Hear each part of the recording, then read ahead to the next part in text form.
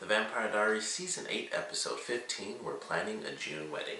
This is the episode before the series finale, which is really crazy to think. It was actually a surprisingly calm episode, all things considered, and I think this was their way of kind of keeping the pacing intense for the last episode, because this one was actually super calm. The whole episode, or at least most of it, was the planning of the fake wedding so that they could trick their final challenge of a villain in this episode.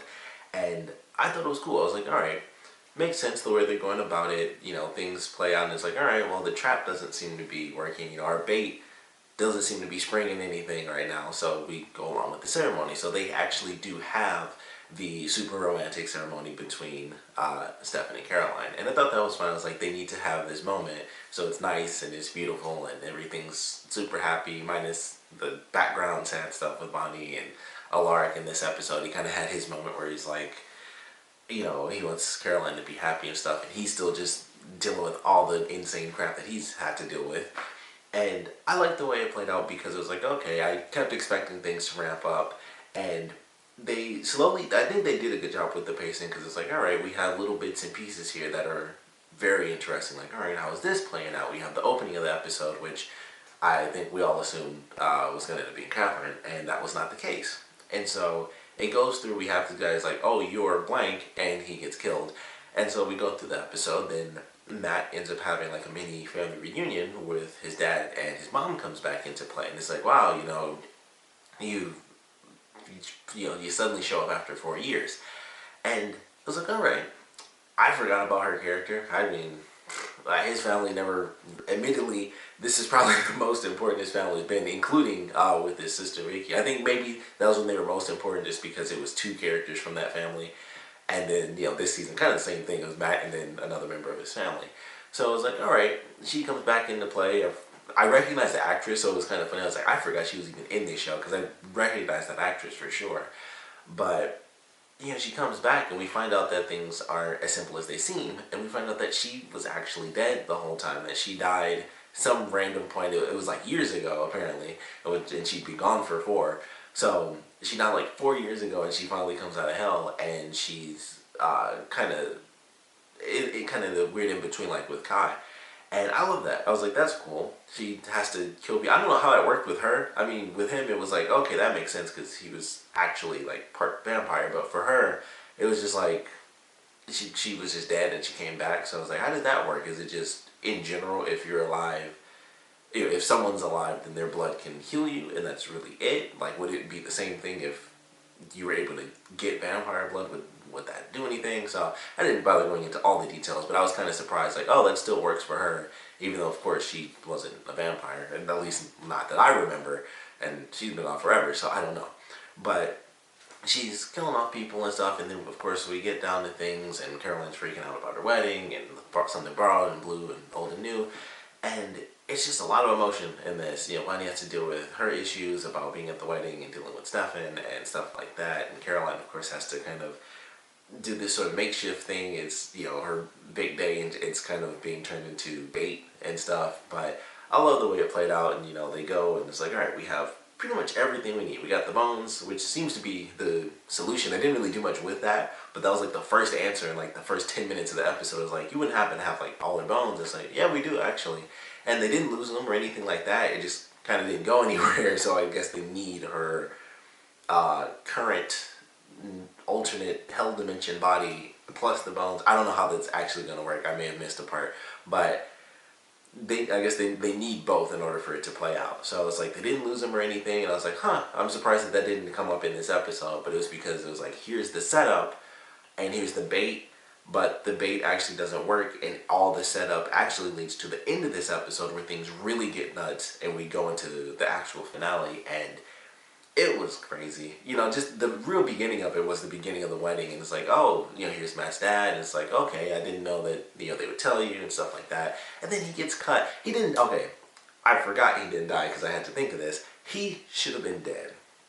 He gets cut, I don't know, what was that, like 4 hours ago? She like cut his neck.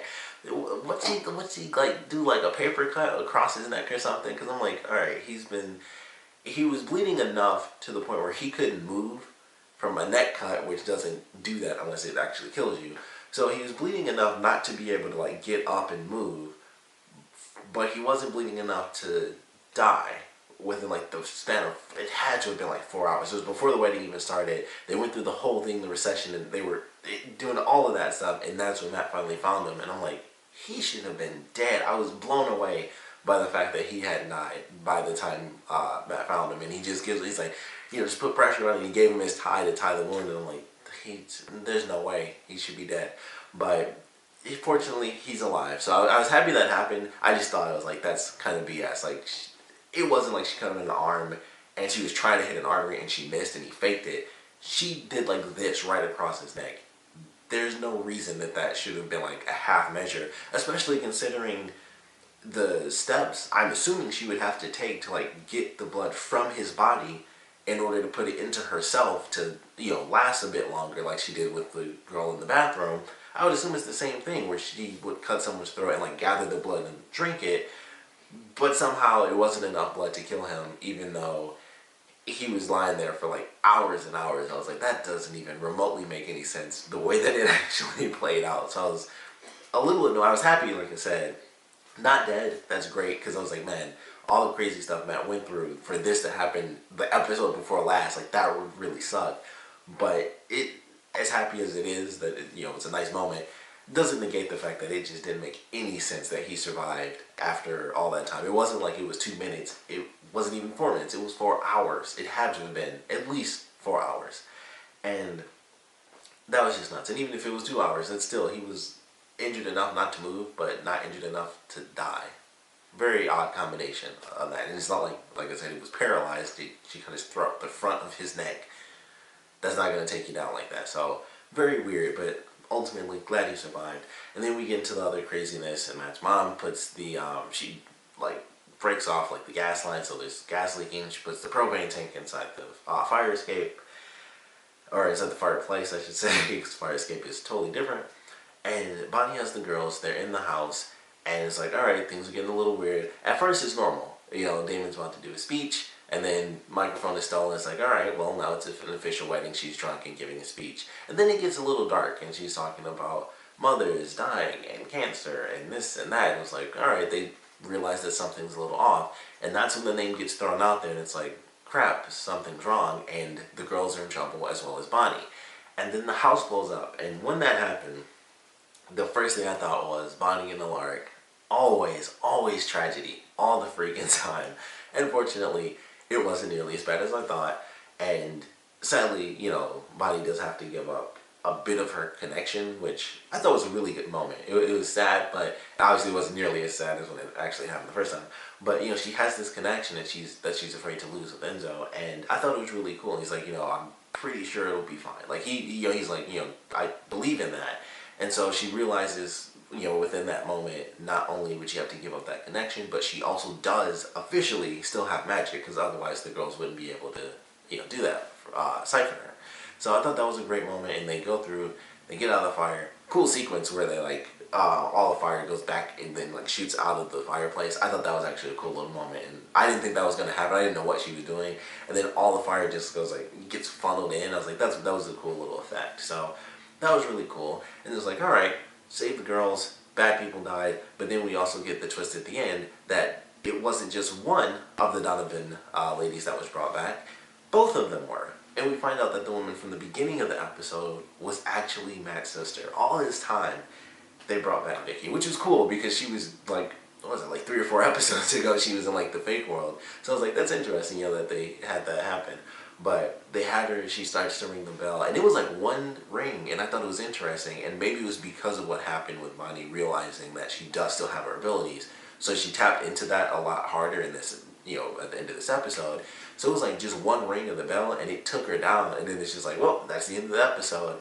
So we're going into the finale. I'm super excited, of course. It's really sad to see this show go. I've been saying that for the past couple episodes, but I cannot wait to see what they do with this.